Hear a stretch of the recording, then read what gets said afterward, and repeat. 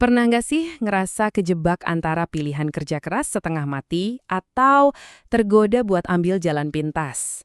Nah, kali ini kita akan bedah tuntas konsekuensi spiritual dari dua pilihan itu berdasarkan sumber kita kali ini. Coba deh bayangin, di satu sisi ada pilihan buat bertahan di pekerjaan yang gajinya mungkin nggak seberapa, capeknya luar biasa. Di sisi lain, ada tawaran supranatural yang janjiin kemudahan instan. Nah, pertanyaannya, jebakan yang sebenarnya tuh yang mana? Sumber kita ini ngasih dua skenario yang kontras banget. Yang pertama, ya realita pahitnya kerjaan dengan upah rendah.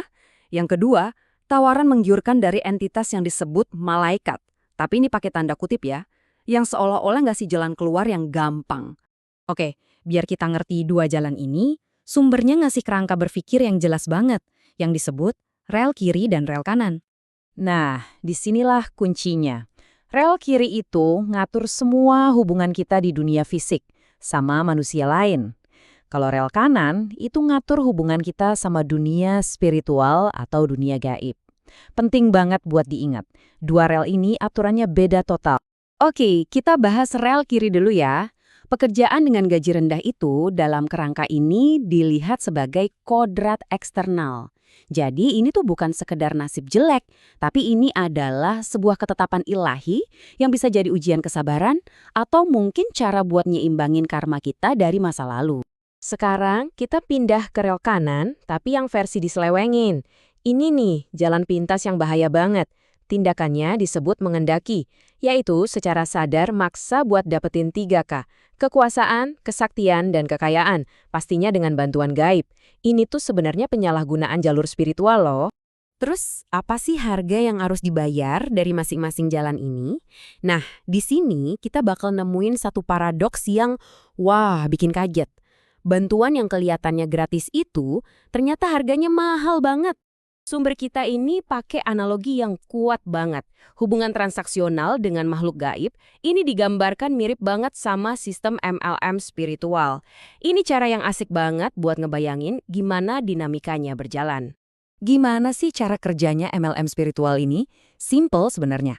Roh itu ngasih kemudahan dan bantuan di dunia fisik. Nah, sebagai gantinya, kita sebagai manusia ngasih pemujaan dan pengabdian. Hasilnya, ya dua-duanya jadi terikat, kejebak dalam siklus saling ketergantungan yang justru ngehambat kemajuan spiritual mereka. Nah, ini dia paradoks utamanya.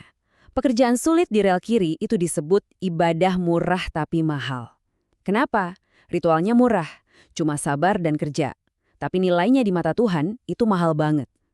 Sebaliknya, kesepakatan gaib itu ibadah mahal tapi murah. Kelihatannya keren, ritualnya banyak, tapi nilainya justru minus. Malah bikin utang spiritual numpuk. Oke, sekarang kita masuk ke bagian yang paling serius.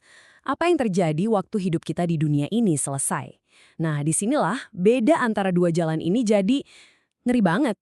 Ini kan jelas banget ya, waktu kita meninggal, ya udah, kontrak kerja kita sama bos di dunia ini selesai, titik, beres. Tapi buat transaksi di rel kanan, ceritanya beda jauh. Dan jujur aja, ini serem. Kontrak spiritual yang udah kita bikin itu nggak berhenti pas kita mati. Kontrak itu bakal ngejar terus. Nah, sumber kita ini ngasih nama khusus buat konsekuensi mengerikan ini, karma kematian. Sebuah kondisi di mana utang spiritual kita dari dunia nyata harus kita bayar lunas di alam setelah kematian. Jadi, apa sih artinya kejebak di karma kematian itu? Pertama, jiwa kita itu kayak dijahit paksa ke roh itu pakai benang gaib. Kedua, kita harus bayar utang budi dengan jadi semacam anak buah atau pesuruh mereka di alam sana. Dan yang paling parah, risiko terbesarnya ya jadi arwah penasaran, tersiksa selamanya oleh keinginan duniawi tanpa punya badan fisik lagi. Oke, setelah tahu bahayanya, pertanyaannya ada jalan keluar gak sih, terutama buat yang lagi ngerasa kejebak dalam kesulitan di rel kiri? Jawabannya, ada. Sumber ini ngejelasin gimana caranya ngubah kesulitan itu jadi sumber kekuatan spiritual.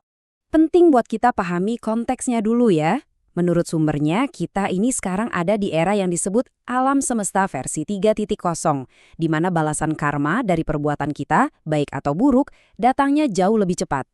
Artinya, ini jadi urgent, tapi juga jadi peluang besar buat perbaikan diri. Jadi, ada 3 langkah penting nih. Pertama, sadar dulu, terima. Kalau situasi kita sekarang ini adalah cara semesta menyeimbangkan perbuatan kita di masa lalu. Kedua, pakai zikir dan doa buat secara aktif memotong semua pengaruh gaib yang ngeganggu. Ketiga, ini yang paling penting, luruskan lagi niatnya. Jadikan pekerjaan yang sulit itu sebagai sekolah kehidupan, sebagai ladang ibadah buat murniin diri. Ini caranya mengubah utang jadi berkah. Dan kita tutup pembahasan ini dengan satu kesimpulan yang kuat banget. Jadi dalam pertarungan antara kerja keras yang tulus dan jalan pintas yang kelihatannya gampang, kekuatan sejati itu bukan soal dapetin semua yang kita mau dengan instan. Justru, kesaktian sejati di zaman sekarang itu adalah sabar. Ini jadi bahan renungan buat kita semua.